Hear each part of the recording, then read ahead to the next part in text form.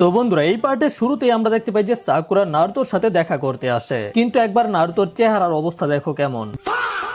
যাই হোক, সাকুরা নারুতোকে বলে ফ্রেশ হয়ে বের হইতে, আর এটা শোনার পরে নারুতোর মনে হয় যে সাকুরা নারুতোকে নিয়ে ডেটে যাইবো, কিন্তু সাকুরা রাইগা যায়, আরে গাদা আমাদেরকে লেডি সুনাডে ডাকছে। যাই হোক, এখান থেকে সিন শিফট হয় যোগোর উপরে। আমরা তো আগেই জানতে পারছিলাম যে যোগো হইতাছে পাগল, আর এখানে আমরা যোগোর সম্পর্কে কিছু তথ্য জানতে পারি। আসলে যখনই যোগো রেগে যায় তখন আর যোগো নিজেকে কন্ট্রোলে রাখতে পারে না, তখন যোগোর সামনে যেই আসে তাকেই যোগো একেবারে শেষ করে দিতে চায়। কিন্তু একজন ছিল যে যোগোকে শান্ত করতে পারতো, যেটা হইতাছে কিমিমারু। কিন্তু কিমিমারুর কাম তো তামাম হয়ে গেছে গা। তোমরা জানো যখন সে রকলি আর গারার সাথে ফাইট করছিল, এই জন্য যোগো চিন্তা করে যে আমার এই দুনিয়ার মধ্যে বেঁচে থেকে লাভ নাই, কারণ হইতাছে যোগো কিমিমারুকে ছাড়া কখনোই বাইরের দুনিয়াতে বের হতে পারবে না। তারপরে আবার আমাদের সাসকে টিমকে দেখানো হয়, যেখানে কারিন সুইগেৎসুকে জিজ্ঞাসা করে আসলে কেন সুইগেৎসু সাসকে কে ফলো করতেছে। সুইগেৎসু তখন বইলা দেয় যে আসলে ওরও কিছু লক্ষ্য আছে যেগুলো পূরণ করতে সাসকে ওকে সাহায্য করবে। তবে তারপরে সুইগেৎসু কারিনের কাছ থেকে জানতে চায় যে কেন কারিন সাসকে টিমের মধ্যে জয়েন হয়েছে। তবে কারিন তো ভাই এটার জবাব দেয় না। কারিন আবারও যোগোর সম্পর্কে বলতে শুরু করে দেয় যে যদি ওরা যোগোর সম্পর্কে সবকিছু জানতে পারে তাহলে ওরা কখনোই যোগোকে নিজেদের টিমের মধ্যে নিতে চাইতো না। তবে ভাই সুইগেৎসু তো হইতাছে আরেক মাল। সুইগেৎসু বলে যে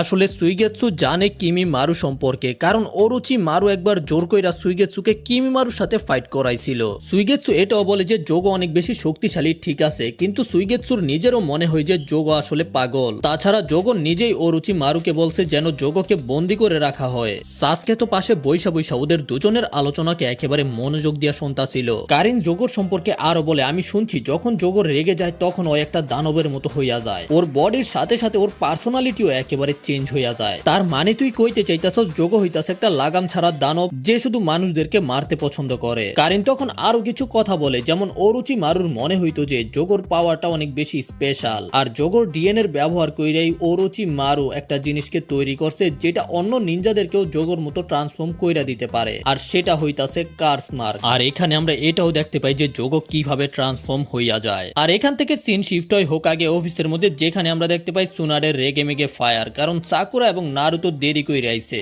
আর এখানে আমরা পারবিস সেন্সেকেও দেখতে পাই। নারুতো তো পারবিস সেন্সেকে দেখার পরে একেবারে এক্সাইটেড হইয়া যায়, আর জিরায়াকে নিজের কোলাবরেশন জুৎসু সম্পর্কে বলতে শুরু করে যেটা নারুতো করতে পারছে। নারুতো আর গামাতাৎসু মিল্লা নিজেদের একটা নতুন জুৎসুকে বানাইছে। এটা শোনার পরে ভাই জিরায়াও এক্সাইটেড হয়ে যায় নারুতোর ওই নতুন জুৎসুকে দেখার জন্য। আর জিরায়া নারুতোকে এটাও বলে যদি নারুতো জিরায়াকে ইমপ্রেস করতে পারে তাহলে জিরায়া নারুতোকে নিজের টাকা দিয়ে রামেন খাওয়াইবো। আর ওরা দুজনে সেখান থেকে যাইতে শুরু কইরা দেয়, কিন্তু তখনই সাকুরা আর সুনাডে একেবারে রেগে মেগে ফায়ার হইয়া যায়। সাকুরা যায় নারুতোকে ডান্ডা মারতে, আর সুনাডে যায় জিরায়াকে ডান্ডা মারতে। আর এদিকে আমরা দেখতে পাই যে সাসকে টিম ওরোচিমারুর আরেক আস্তানার মধ্যে চলে আইছে। সাসকে দেখতে পাই যে এই আস্তানার মধ্যে তো একটা সিকিউরিটিও ছিল না, আর কারিনও তখন সেন্স করতে পারে যে যোগো এই আস্তানার ভিতরে নাই। আর ঠিক তখন ওই আস্তানার ভিতর থেকে ওরোচিমারুর একটা চাল্লি বাইর হয়ে আসে, যেটার অবস্থা একেবারেই খারাপ। সাসকে ওর কাছ থেকে জানতে চাই যে আসলে এখানে কি হয়েছে। তুমি মনে হইতাছে সাসকে তোমার আমাদেরকে সাহায্য করতেই হবে। আসলে যখনই বন্দিরা জানতে পারছে যে সাসকে উচিহা ওরোচিমারুকে সানডে মানডে ক্লোজ করে দিছে, তখনই ওই বন্দিরা জেলখানা বাইঙ্গা ওরোচিমারুর সকল চাল্লিদের 12টা বাজাইছে। আর এই ইনফরমেশন দেওয়ার পরে ওরোচিমারুর এই চাল্লিও মারা যায়। আর ঠিক ওই মুহূর্তেই কারিন কিছু একটা ফিল করতে পারে। আমরা দেখতে পাই যে সেখানে একটা দানবের মতো কিছু আইসা ল্যান্ডিং করে। এটা হইতাছে ওরোচিমারুর বন্দি করে রাখা অন্য একটা প্রিজনার, যেটার মধ্যে কার্স মার্ক আছে। আর ও এখন আছে কার্স মার্কের সেকেন্ড স্টেজের মধ্যে। তবে সাসকে সাথে সাথে গিয়া ওর উপরে আক্রমণ কইরা দেয়, আর পিছনে গিয়া একেবারে অরা ফার্মিং করতে শুরু করে। আসলে সাসকে অ্যাটাক কইরা নিজের তলোয়ারের মাধ্যমে ওর একেবারে বককে চিরা ফেলছে, আর ওকে মারার পরে সাসকে আবার সেখান থেকে যাইতে শুরু কইরা দেয়। তখন আস্তানার ভিতরে আমরা যোগোকে দেখতে পাই। কারিন যোগোকে সেন্স করতে পারে নাই। যোগো এখানে চিন্তা করতেছিল এরপরে আমি যাকে মারমু সেটা হইব একটা পুরুষ। আর এগুলো চিন্তা করতে করতেই যোগো নিজের কার্স মার্ককে অ্যাক্টিভ করে। আমি ডিসাইড কইরা ফেলছি এইবার আমি একটা ছেলেকেই মারমু।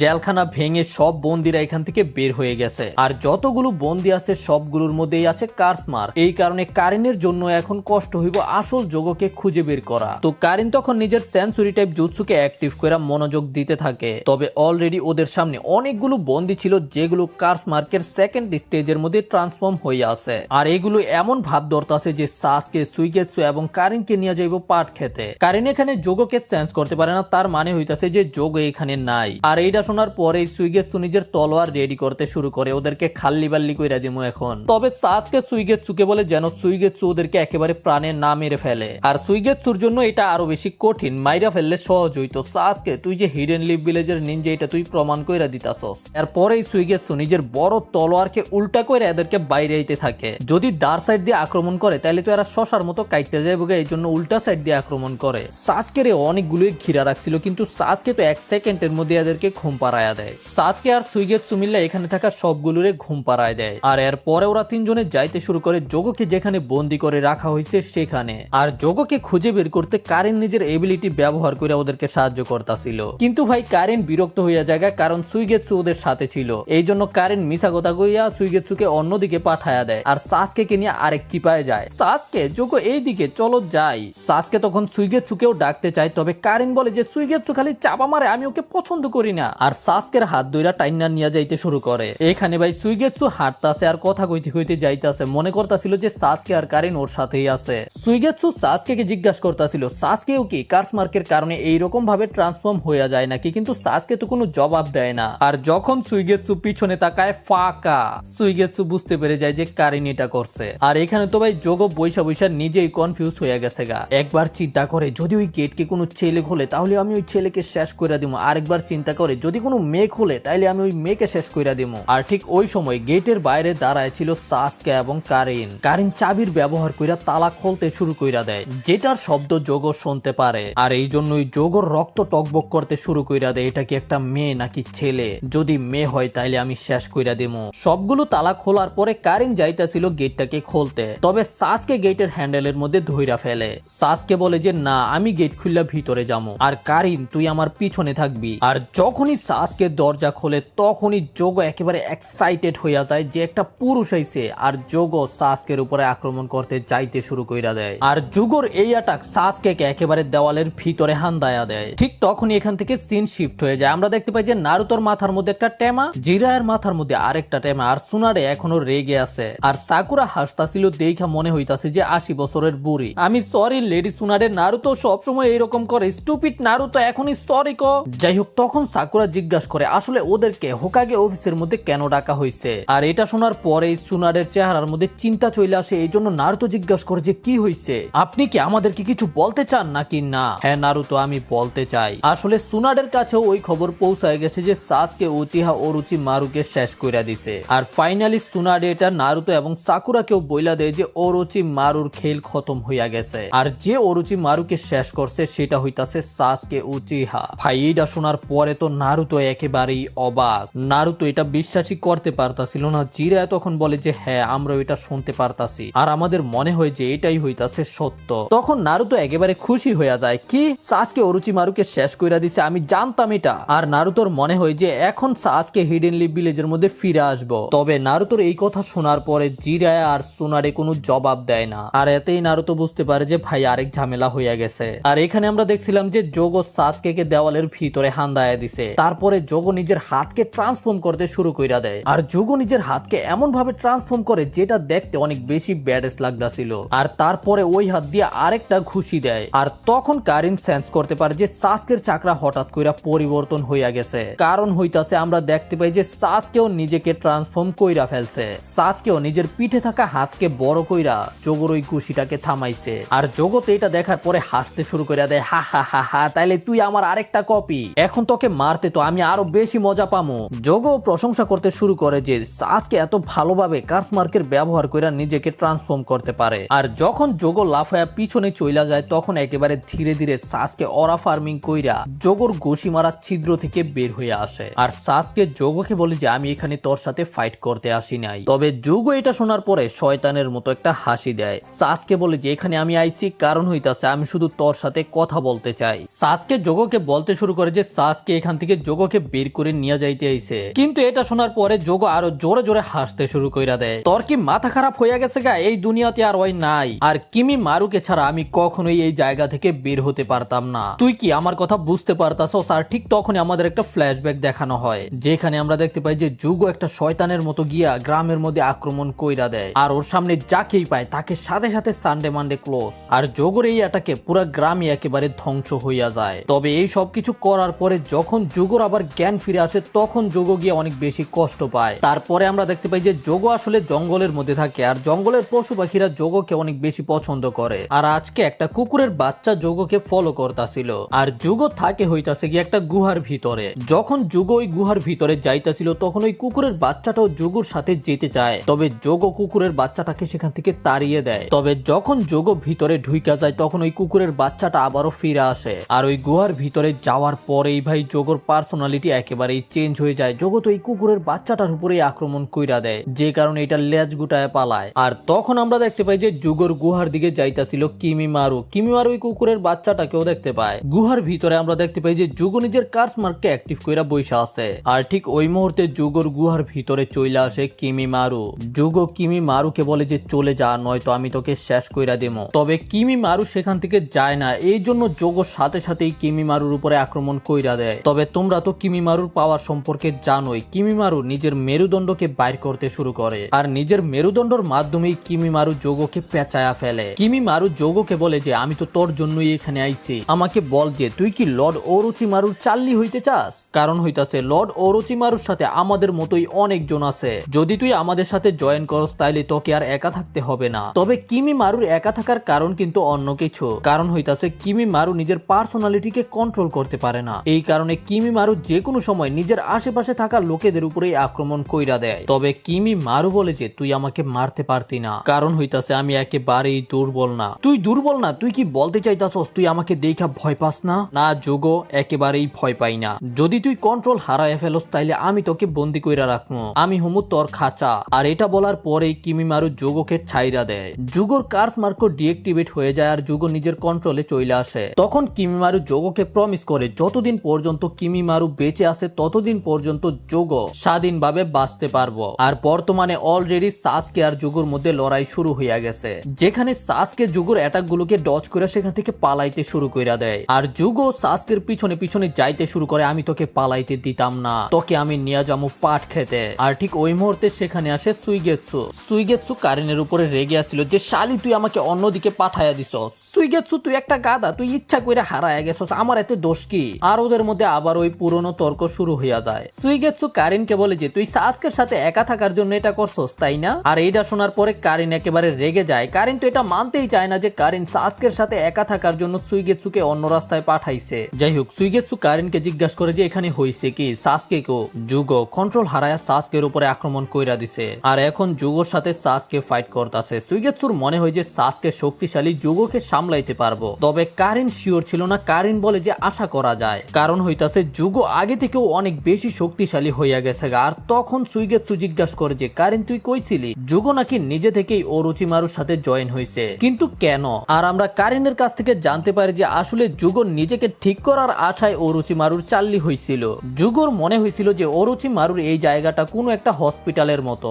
যোগর যে আরেকটা পার্সোনালিটি আছে সেটা শুধু মানুষদেরকে মেরে ফেলতে চায়। আর তখন যোগ নিজেকে কোনোভাবেই কন্ট্রোলে রাখতে পারে না। যোগ শুধু চায় নিজেকে কন্ট্রোলে রাখতে যেন যোগ কাউকে মেরে না ফেলে। আর ঠিক তখন আমরা যোগর আরেকটা ফ্ল্যাশব্যাক দেখতে পাই, যেখানে আমরা জানতে পারি যোগ কিমিমারুকে নিষেধ করছিল যেন কিমিমারু নিজের শরীরের মধ্যে কার্স মার্ক না নেয়, কারণ হইতাছে যদি এটার মধ্যে কোনো সমস্যা হয় তাইলে কিমিমারু শেষ। তবে কিমিমারুর ছিল এক ধরনের ক্যান্সার, যেটার কারণে কিমিমারু এমনিতেই মারা যাইব। কিন্তু যদি কিমিমারুর বডি যোগর কার্স মার্ককে অ্যাডাপ্ট করতে পারে তাইলে হয়তো কিমিমারু বাঁচতে পারে। আর যোগ চিন্তা করতেছিল যে কিমিমারু কেন তুই মরলি, কেন তুই আমাকে এই দুনিয়ার মধ্যে একা রাইখা গেলি। কিন্তু তারপরেও যোগ কাউকে মেরে ফেলার যে পার্সোনালিটি আছে সেটাকে কন্ট্রোল করতে পারতাছে না। হয়তো এখনো সাসকের উপরে অ্যাটাক করার চেষ্টা করতেছে আর সাসকেও সেখান থেকে পালাইতাছে। আর তারপরেই যখন সাসকের উপরে আক্রমণ করে আমরা দেখতে পাই যে সুইগেৎসু এই অ্যাটাকটাকে ব্লক করে। সুইগেৎসু বলে যে তুই তো একটা নতুন টেকনিকের ব্যবহার করতাছস ফাইট করতে। যোগ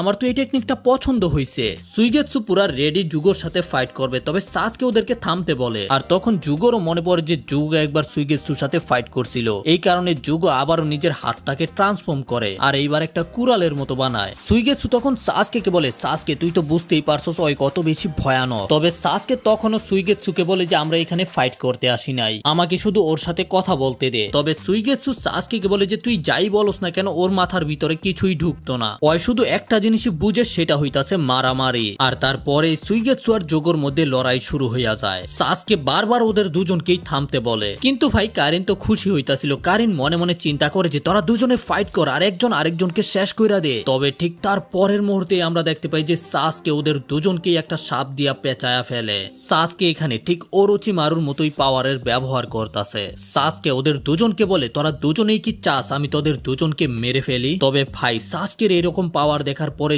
জুগো আর সুইগেৎসু ওরা দুজনেই একেবারে ভয় পাইয়া যায়। সাসকে তখন নিজের সাপগুলোকে আবার ফিরায় নিয়ে ওদের দুজনকেই ছাইরা দেয়। আর এতক্ষণে ওরা দুজনে একেবারেই শান্ত হইয়া গেছে। আর তখন জুগোর কার্স মার্কও ডিএক্টিভেট হইয়া যায়, জুগো আবারও নর্মাল হইয়া যায়। তবে যখন জুগো দেখতে পায় যে ও এখন জেলখানা থেকে বাইরে আছে, তখনই জুগো একেবারে ভয় পাইয়া যায়। হয়তো চিল্লাইতে চিল্লাইতে সাথে সাথে ওই জেলখানার ভিতরে গিয়ে গেটকে বন্ধ কইরা দেয়। আর চিল্লায় চিল্লা বলতে শুরু করে যেন ওরা তাড়াতাড়ি করে গেটকে লক কইরা দেয়। সাসকে জুগোকে বলে যে জুগো, আমি এখানে তোর কোনো ক্ষতি করতে আসি নাই, আমি শুধু এখানে আইছি তোকে মুক্ত কইরা দিতে। তবে সুইগেৎসুর মনে হয় যে জুগো অনেক বেশি ভয় পাইছে। কারিন বলে যে তুই ভুল সুইগেৎসু। আসলে যখন জুগো নিজের কন্ট্রোলে থাকে তখন জুগো কাউকেই মারতে চায় না। আসল জুগো হইতাছে একেবারে শান্তি প্রিয়। আর জুগো ভিতর থেকে চিল্লায় চিল্লা বলতাছিল, আমি জানি না আবার কখন আমি কন্ট্রোল হারায় ফেলবো, এই জন্য তোরা তাড়াতাড়ি করে গেটটাকে লক কইরা দে। সাসকে তখন বলতে শুরু করে যে ওরোচিমারু মারা গেছে আর এখন এই আস্তানার মধ্যেও আর কেউ নাই, তুই যদি এখানে থাকস তাইলে তুইও মারা যাবি। কিন্তু জুগো এটাই চায়, ওই মারা গেলে তো আরো ভালো, কারণ এতে কইরা জুগো আর কাউকেই মারতে পারতো না। আর সাসকে তখন ওই কথাগুলোকে বলতে শুরু করে যেগুলো কিমিমারু জুগোকে বলছিল। সাসকে নাকি জুগোকে কন্ট্রোলে রাখতে পারবে, কিন্তু জুগো বলে যে তোরা কিছুই করতে পারতি না, শুধু একজনই আমাকে কন্ট্রোল করতে পারতো, সেটা হইতাছে কিমিমারু। এই কারণে কিমিমারুকে ছাড়া আমি এখান থেকে বের হতাম না। সুইগেৎসু বলে যে কিমিমারু হয়তো মারা গেছে তাই না? আর তখন আমরা কারিনের কাছ থেকে জানতে পারি যে কিমিমারু আর জুগো ওরোচিমারুর সবচেয়ে ফেভারিট ছিল। আর ওরোচিমারু ওদের দুজনকে এখানে রাখছে ওদের উপরে এক্সপেরিমেন্ট করার জন্য। কিমিমারু অনেক বেশি শক্তিশালী ছিল, যেই একমাত্র ছিল যে জুগোকে শান্ত রাখতে পারত।